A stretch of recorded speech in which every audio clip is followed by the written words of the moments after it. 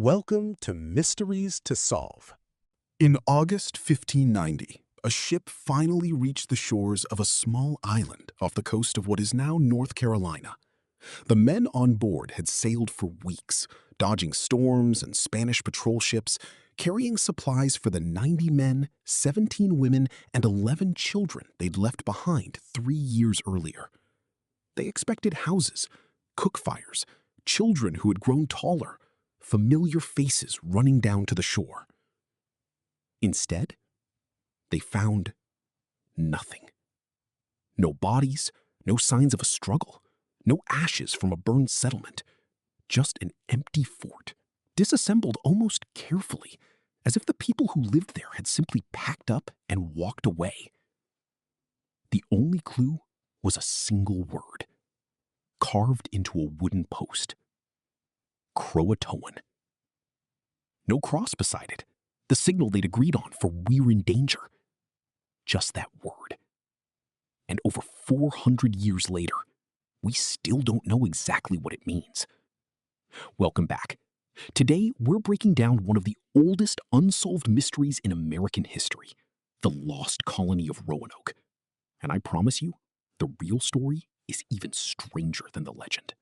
To understand how 115 people could vanish without a trace, you have to understand why they were there in the first place.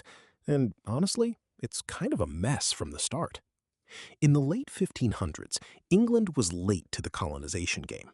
Spain already had gold pouring in from Mexico and Peru.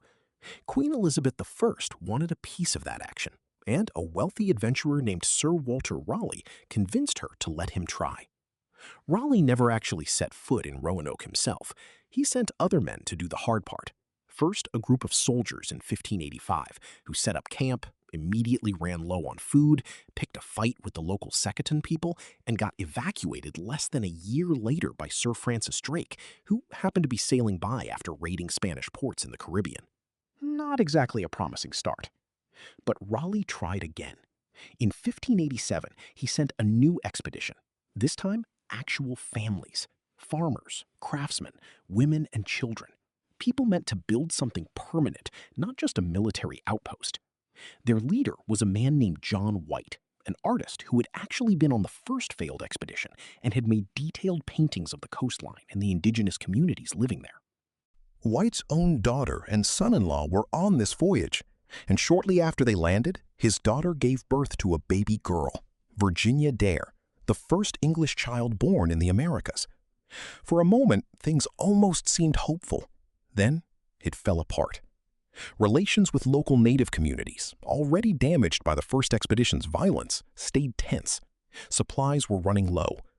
The colonists begged White to sail back to England for more, and he agreed, planning to return within a few months.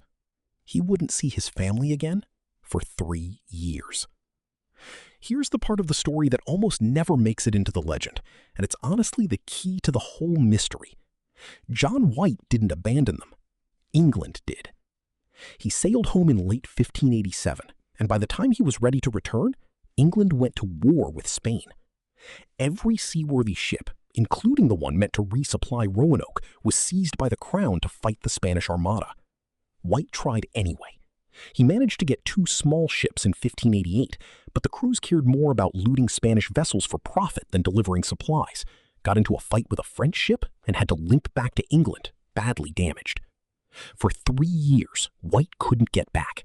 Not because he didn't want to, because an entire kingdom was on fire, and 115 people on a sandy island 6,000 kilometers away just weren't the priority. By the time he finally returned in 1590, funded by investors more interested in privateering than colonization, the trail had already gone cold. The evidence, that carved word, the dismantled houses, the missing boats, had been sitting there for who knows how long. And the storm that was rolling in that day didn't help. White wanted to sail south to Croatoan Island, about 80 kilometers away, where a friendly native leader named Manteo had family. But the weather turned violent, the ship's anchor cables snapped, and the crew refused to risk it. White sailed back to England, having seen his own family's home standing empty, without ever finding out what happened to them. He never returned to Roanoke again. He died a few years later, still not knowing. So, what actually happened? Over the centuries, historians, archaeologists, and more than a few conspiracy theorists have thrown out theories.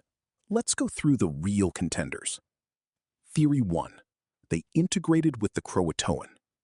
This is the leading theory among most historians today, and honestly, it's the simplest one. The colonists were desperate. Low on food, no ship coming, winter approaching. Mantio's people on Croatoan Island had already shown themselves friendly to the English. It's very possible the colonists made the reasonable choice to leave a message and relocate to safety among people who could actually feed them. Supporting this, in the early 1700s, an explorer named John Lawson visited the native community on what's now Hatteras Island, likely descendants of the historical Croatoan, and reported that some members had gray eyes and claimed ancestors could talk in a book, a phrase some interpret as a folk memory of literate English ancestors. Theory 2. They moved inland and were absorbed by other groups. Some evidence points not to Croatoan, but northwest, toward the mainland. In 1998, archaeologists uncovered a ring at a site called Site X, roughly 80 kilometers from Roanoke, a style consistent with 16th century English craftsmanship. Later digs at a nearby site turned up more European artifacts mixed in with Native American ones, suggesting some colonists may have split up or moved multiple times, gradually assimilating into different communities like the Roanoke people. Theory 3. They were killed. Not every theory is peaceful. Some accounts collected decades later, including from Powhatan territory in Virginia, suggested that Chief Powhatan's forces killed a group of English settlers around 1607, right before the Jamestown colonists arrived. Captain John Smith himself heard rumors of colonists who had survived for years after Roanoke, only to be wiped out shortly before help could reach them again. If true, it's a brutal twist. The colonists might have survived nearly 20 years just to be killed right as English contact was about to resume. Theory 4. Disease, starvation, or a storm. The least dramatic, but entirely plausible. Coastal Carolina deals with hurricanes and droughts, and tree ring data from that exact period actually shows the region was hit by the worst drought in nearly 800 years between 1587 and 1589. Crops would have failed catastrophically. It's possible the colony didn't need an external enemy. The environment alone may have doomed them, forcing a desperate scattering that simply erased their trail. And Theory 5, the one Hollywood loves, supernatural disappearance. No credible historian takes this seriously, but it's fueled decades of folklore, novels, and yes, an entire season of a certain horror anthology show. There's no evidence for anything supernatural here. The real story doesn't need ghosts. Desperate people, a devastating drought, a war on the other side of the ocean, and a rescue that came 3 years too late. That's plenty dramatic on its own. Here's what I find genuinely fascinating about Roanoke. It's not really a mystery about vanishing. It's a mystery about what happens when a support system collapses. These weren't reckless adventurers. They were families who trusted that ships would come back for them. And when England's war with Spain swallowed every resource, those families were left to make brutal survival decisions with zero support from home. The most likely answer?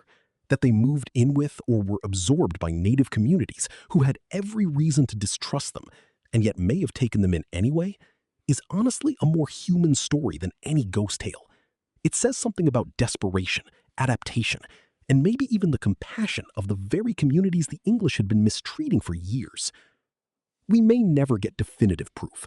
DNA studies, ongoing digs at sites like Hatteras Island, and new archival research are still adding pieces, but the full picture might always stay incomplete. And maybe that's exactly why this story has lasted over 400 years.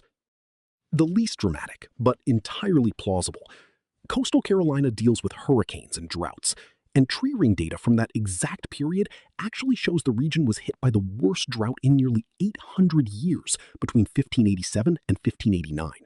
Crops would have failed catastrophically. It's possible the colony didn't need an external enemy. The environment alone may have doomed them, forcing a desperate scattering that simply erased their trail. So, what do you think actually happened to the Roanoke colonists? Integration? Disaster? Or something darker? Drop your theory in the comments. I read every single one, and honestly, some of you come up with better research than half the documentaries out there. If you like this deep dive, hit subscribe. I'm covering another unsolved historical mystery next week, and trust me, it's an even wilder one.